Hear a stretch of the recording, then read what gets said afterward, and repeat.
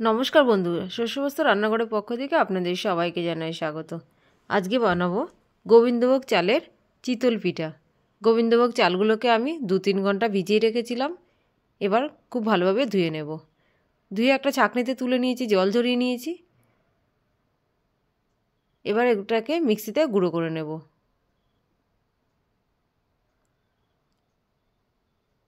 মিক্সিতে গুঁড়ো করেছি চালগুলোকে।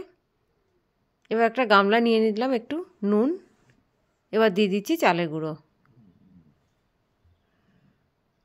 নুনের সঙ্গে চালের গুঁড়োটাকে খুব ভালোভাবে মিলিয়ে নিলাম। এবার অল্প অল্প করে জল দেব আর গুলিয়ে নেব। একসঙ্গে বেশি জল দেব না।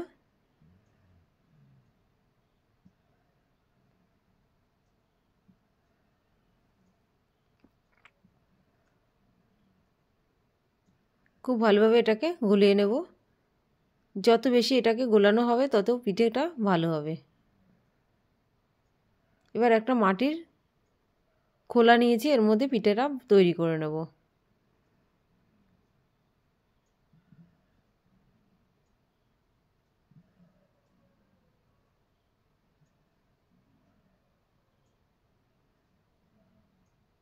ঢাকা তুলে দেখি পিঠেটা হয়ে গেছে কিনা।